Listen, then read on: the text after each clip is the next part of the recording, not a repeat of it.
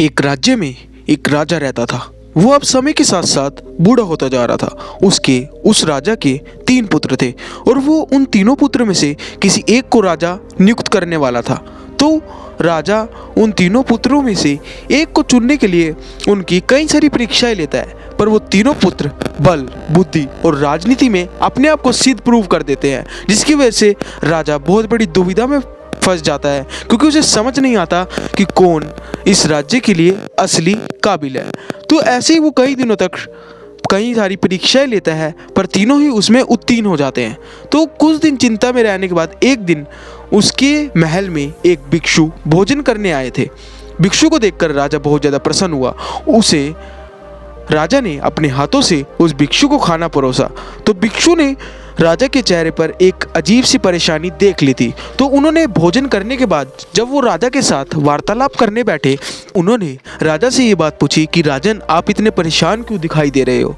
तो राजा ने उसे अपनी समस्या बता दी कि वो अपने तीनों पुत्रों को लेकर बहुत ज़्यादा चिंतन में है, जिसकी वजह से भिक्षा लेने वाले साधु ने उन्हें एक तरकीब सुझाई।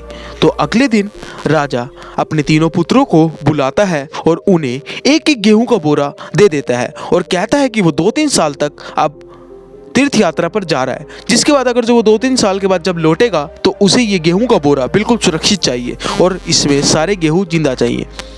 तो जो तीनों बेटों को उसने एक एक गेहूं का बोरा दे दिया था। जो सबसे बड़ा वाला बेटा था, उसने क्या किया, उसने सोचा कि मैं इस गेहूं को 2-3 साल तक बचा के रखूंगा जब तक कि राजन नहीं आते। इसकी वजह से उन्होंने तिजोरी मंगवाकर तिजोरी में उस गेहूं के बोरे को डाल दिया और 2-3 साल तक उस ताले को खोलकर भी नहीं देखा। दूसरे पुत्र ने क्या करा, उसने क्या किया, उसने वो बोरी लेकर वो एक पीछे महल के पीछे वाले बंजर ज़मीन पर गया और वहाँ पर उसने ये सोचकर गेहूं फेंक दी कि इतने सारे पौधे वैसे भी उग जाते हैं और प्रकृति अपने आप ऐसे ही इतने सारे पौधे उगा देती है, तो मेरे गेहूं भी उगा देगी। जिसके बाद मैं 2-3 साल के बाद अपने राजन को ये दिखाऊंगा कि यहाँ पर हरे भरे खेत खड़े हो गए हैं। पर उन 2-3 सालों में वो वहाँ जाकर बिल्कुल भी नहीं देखता है कि गेहूं का हाल कैसा है। जो सबसे छोटे वाला बेटा होता है वो बहुत ज़्यादा समझदार होता है। उसने क्या किया, उसने एक किसान की मदद से पहले तो एक ज़मीन को उपजाऊ बनाया और फिर उसमें गेहूं के दानों को बो दिया। 2-3 साल तक उन्होंने अपना कार्यभार संभाला और जब 2-3 साल के बाद राजा वापिस आए तो राजा ने पूछा कि जो मैंने तुम्हें गेहूं का बोरा दिया, तुमने उसका क्या किया। तो सबसे बड़े वाले बेटे ने तिजोरी खोलकर दिखाया गेहूं का बोरा, तो वहाँ पर कोई भी गेहूं का बोरा नहीं था, वहाँ पर सिर्फ गेहूं की राख थी। तो राजा उनसे बहुत ज़्यादा गुस्सा हुए कि ऐसे व्यक्ति के हाथ में मैं राज्य का कार्यभार नहीं दे सकता हूँ जो प्रजा को एक बंद ताले की तरह बंद कर दे और उसे दोबारा खोलकर भी ना देखे। दूसरे बेटे से पूछा गया तो उसने राजा को लेकर वो पीछे वाली जहाँ पर बंजर ज़मीन थी वहाँ पर चला गया। वहाँ पर कोई भी पेड़ पौधे नहीं थे। तो राजा ने पूछा कि कहाँ है तुम्हारे गेहूँ।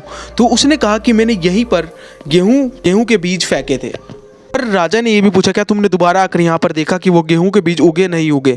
तो उन्होंने कहा मैंने तो ऐसा नहीं किया। जिसकी वजह से राजा ने कहा कि मैं ऐसे व्यक्ति के हाथ में भी राज्य का कार्यभार नहीं संभालने दे सकता कि जो एक बारी प्रजा को दोबारा देखने वापस आए ही ना, बस अपने कार्यभार में ही लगा रहे और अपने ऐशो आराम में लगा रहे। तीसरे बेटे ने जब अपने पिताजी को दिखाया कि उसने उस छोटे से गेहूं के बोरे की मदद से उससे 10,000 गुना बड़ा गेहूं का खेत खड़ा कर दिया और यहाँ पर एक नया जीवन और हरियाली सी संभव है, तो राजा ने ये तय कर लिया कि वो सबसे छोटे वाले बेटे को अपना सारे राज्य का कार्यभार देंगे, क्योंकि छोटे वाला बेटा इस परीक्षा में उत्तीर्ण हुआ। उसने जो गेहूं दी उसको 10,000 गुना बढ़ाकर अपने पिता को वापस की।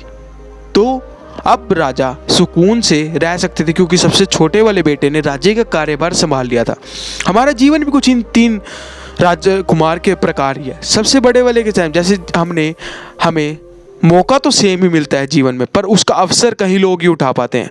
दूसरा, हमें पता तो है कि हमें कार्य करने के लिए मेहनत करनी पड़ेगी, पर हम उसके लिए अच्छी तरह मेहनत नहीं करते और उस लक्ष्य को पाते नहीं हैं। तीसरे सबसे छोटे वाले बेटे से हम ये सीख सकते हैं कि उसने पूरी मेहनत के साथ पहले मुश्किल को समझा, परिस्थिति को समझा और फिर उसने जो उसको निर्णय सही लगा उसने उसके हिसाब से कदम उठाया, जिसकी वजह से वो इस परीक्षा में उत्तीर्ण हुआ। तो गाइस कैसी लगी आपको ये वीडियो? अगर जो आपको इस वीडियो से कुछ नया जानने को मिला तो हमारे चैनल को सब्सक्राइब और पेज को फॉलो जरूर कीजिए, क्योंकि हम आपके लिए ऐसे इंटरेस्टिंग कंटेंट लाते रहते हैं।